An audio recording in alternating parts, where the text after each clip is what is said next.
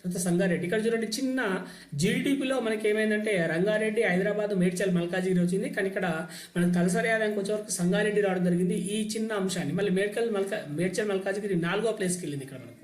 తర్వాత భద్రాద్రి కొత్తగూడెం 5వ ప్లేస్కి వచ్చింది. చూడండి ఇక్కడ అంటే ఫస్ట్ 2 ప్లేస్లు మారలేదు, కానీ తర్వాత 3 ప్లేస్లు మాత్రం మార్పు చెందినవి. ఇలాంటివి చాలా ఇంపార్టెంట్ మనం గుర్తుపెట్టుకోవాలి, ఎందుకంటే రాబోయే కాలంలో వీటిపైన అడగడానికి అవకాశం అనేది ఉంటుంది.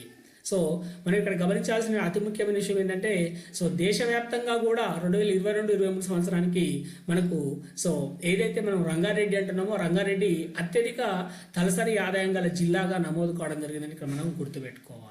ఆ తర్వాత చూస్తే మరి ఇక్కడ తలసరి ఆదాయం చూస్తే మనకు అక్కడ ములుగు వచ్చింది జీడిడిపిలో, కానీ తలసరి ఆదాయానికి వచ్చేవరకు మనకు హన్మకొండ వచ్చింది.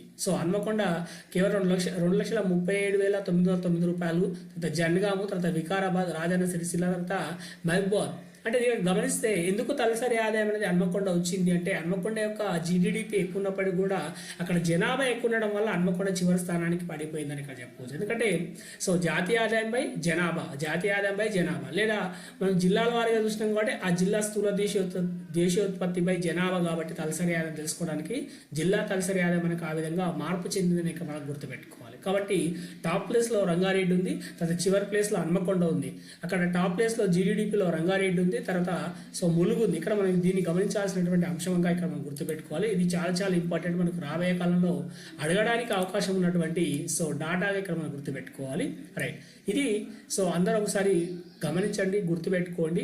టాప్ 5 ప్లేసెస్ ఏమున్నాయో, లో 5 ప్లేసెస్ ఏమున్నాయో రాసి పెట్టుకోండి. అది రాబోయే కాలంలో మనకు యూజ్ అవుతుంది. గ్రోత్ రేట్స్ కావచ్చు, ఇలాంటివి కూడా మనకి చాలా ఇంపార్టెంట్గా చెప్పుకోవచ్చు. Thank you one and all.